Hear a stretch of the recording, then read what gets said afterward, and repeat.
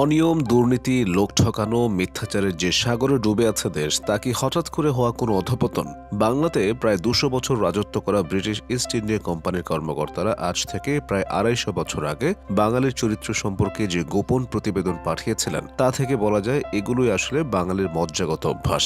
এসব প্রতিবেদন অনুযায়ী বাংলায় যথার্থ সৎ এবং সত্যবাদী মানুষের অস্তিত্ব বিরল। সর্বত্র জুড়ে আছে অবিশ্বাস। উভয় পক্ষই বিশ্বাস ভঙ্গ করতে পারে এমন আশঙ্কা নিয়ে সব চুক্তি বা দলিল করা হয়। জনসাধারণের মধ্যে দেশপ্রেমের বালাই নেই। ব্রিটিশ ভারতের গভর্নর জেনারেল এবং রাজস্ব বিশেষজ্ঞ স্যার জন শোর ১৭৮৪ সালে তার প্রতিবেদনে লেখেন, বাঙালিরা ভীরু এবং দাস সুলভ, তবে অধস্তনের প্রতি আবার ব্যাপক চোটপাট নেয়। ব্যক্তি হিসেবে মানসম্মান বোধ কম, জাতি হিসেবে এদের মধ্যে জনকল্যাণমূলক মনোভাব একেবারে নেই। যেখানে মিথ্যা কথা বললে কিছু সুবিধা হতে পারে, সেখানে অনর্গল মিথ্যা বলতে এদের একটুও বাধে না। যেখানে শাস্তির ভয় নেই, সেখানে মনিবের কথাও শুনতে গড়িমসি করে।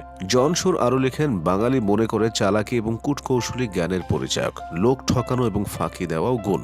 এর প্রায় এক দশক পর ১৭৯২ সালে ইস্ট ইন্ডিয়া কোম্পানির চেয়ারম্যান চার্লস গ্রান্ট তার ২০ বছর কাজ করার অভিজ্ঞতা থেকে লেখেন, বাঙালিদের মধ্যে সততা, সত্যবাদিতা এবং বিশ্বস্ততার বড়ই অভাব। স্বার্থ সিদ্ধির জন্য মিথ্যা বলা একটা স্বাভাবিক ব্যাপার। সাধারণ কাজেও লোক ঠকানো, ফাঁকি দেওয়া, ধোঁকা দেওয়া, চুরি করা একটা সাধারণ ঘটনা। তিনি আরও জানিয়েছিলেন, জীবনের সর্বক্ষেত্রেই চলছে প্রবঞ্চনা, প্রতারণা, ফাঁকিবাজি। সেই সঙ্গে রয়েছে দীর্ঘসূত্রতা, জাল, জুয়া, চুরিও চলে নির্দ্বিধায়। চার্লস গ্র্যান্ট আরও লিখেন, অন্যের ক্ষতি করার প্রবৃত্তি বাঙালি চরিত্রের বৈশিষ্ট্য। এমন পরিবার খুব কম আছে যেখানে বিষয় সম্পত্তি নিয়ে বিরোধ নেই। এরা অশ্রাব্য গালাগাল করে মনের ঝাল মেটায়। তার ভাষায়, আইন প্রয়োগ করেও বাঙালির চরিত্রগত দুর্নীতি নির্মূল করা দুরূহ। নীতিহীন স্বার্থপরতার সমাজে ছড়িয়ে আছে ঘৃণা, বিবাদ, নিন্দাবাদ, মামলাবাজি। ২০০ বছরের বেশি সময় পরও এসব কথাকে অস্বীকার করা যাবে?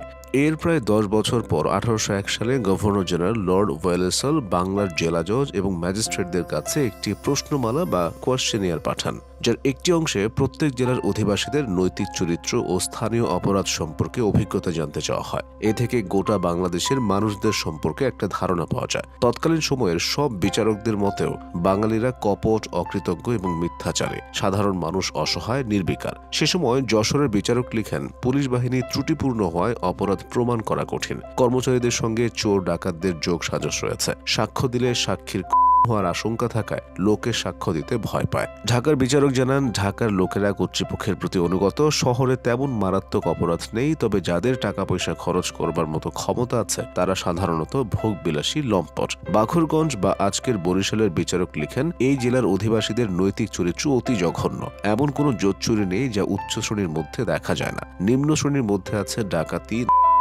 শাস্তির ভয় এদেরকে সংযত করতে পারে। নীতি শিক্ষা বা আদর্শ এদের কখনোই সৎ পথে চালিত করতে পারবে না। ত্রিপুরা বা আজকের কুমিল্লার বিচারকের মতামত, এখানকার অধিবাসীদের নৈতিক চরিত্র অতি শোচনীয়। রাজশাহীর বিচারকের মতে, যুবক থেকে বৃদ্ধ প্রায় সবার মধ্যেই ছল চাতুরির প্রবণতা লক্ষ্য করা যায়। এই দোষ সংশোধন করা কঠিন। জামালপুরের বিচারক বলেছিলেন, বাল্যকালে নীতি শিক্ষার কোনো ব্যবস্থা নেই, ভোগাশক্তি সংযমের শিক্ষাও দেওয়া হয় না। এটাই অপরাধ প্রবণতার কারণ। আরেক চিঠিতে তিনি লিখেন, নৈতিক কর্তব্য সম্পর্কে এদের কোনো ধারণাই নেই। সাধারণ লোকেরা ছল চাতুরি করে চলে। এরা অলস ও ইন্দ্রিয় পরায়ণ, নৃশংস অথচ কাপুরুষ, উদ্ধত আবার হীনমন্য। রংপুরের বিচারক লিখেন, এখানকার লোকেরা বেশিরভাগই অত্যন্ত অলস, অজ্ঞ এবং কুসংস্কারাচ্ছন্ন। অনেক সময় প্রতিহিংসা পরায়ণ, স্বার্থপর, মিথ্যাচারী ও নির্লজ্জ।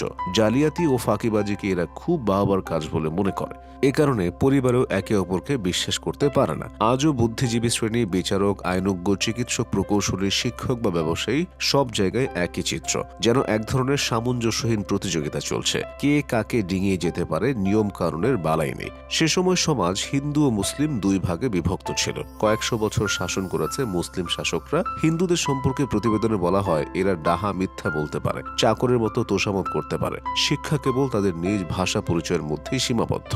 মুসলমানদের সম্পর্কে বলা হয়, তাদের শিক্ষা ব্যবস্থা কিছুটা ছিল, কিছু নীতি কথা, রাজকার্যের কিছু মূল সূত্র শিখলেও সেগুলো মেনে চলে না। সাধারণ থেকে দেওয়ান পর্যন্ত সবার কাজ হলো কথা গোপন করা, অন্যকে ফাঁকি দেওয়া। ব্রিটিশ সিভিল সার্ভিসের কর্মকর্তাদের সেই প্রতিবেদনগুলো তৈরি করা হয়েছিল প্রশাসন এবং বিচার ব্যবস্থা পরিচালনার স্বার্থে। কর্মকর্তা কর্মচারীদের যাতে মানুষকে বুঝে শুনে কাজ করতে পারেন। বাঙালিকে অপমান করার উদ্দেশ্য তাদের ছিল না। এসব প্রতিবেদন তাই তারাও প্রচারও করেনি। আবার বিভিন্ন যুগে পর্যটক, সমাজতাত্ত্বিক এবং রাজনীতিবিদরা নানাভাবে বাঙালির চরিত্র বর্ণনা করেছেন। এসব বিশ্লেষণে রয়েছে পরস্পর বিরোধী দৃষ্টিভঙ্গি। কেউ বলেছেন বাঙালি চিন্তাশীল, বিপ্লবী, কারো মতে বাঙালি কল্পনাবিলাসী, বাস্তব বিমুখে, অলস, কারো কারো ধারণা বাঙালি কলহপ্রিয়, আত্মকেন্দ্রিক। তবে ব্রিটিশ আমলের সেই প্রতিবেদনগুলো ছিল অনেক বেশি তৃণমূল সম্পৃক্ত, ভাবাবেগের চেয়েও যেখানে নির্মোহ চিত্র ছিল বেশি। তবে এসব প্রতিবেদন একবারে তৈরি হয়নি। একটি নির্দিষ্ট সময় পরপর বাঙালিদের বিষয়ে জানতে চেয়েছে কোম্পানি, আর কর্মীরা তা জানিয়েছেন।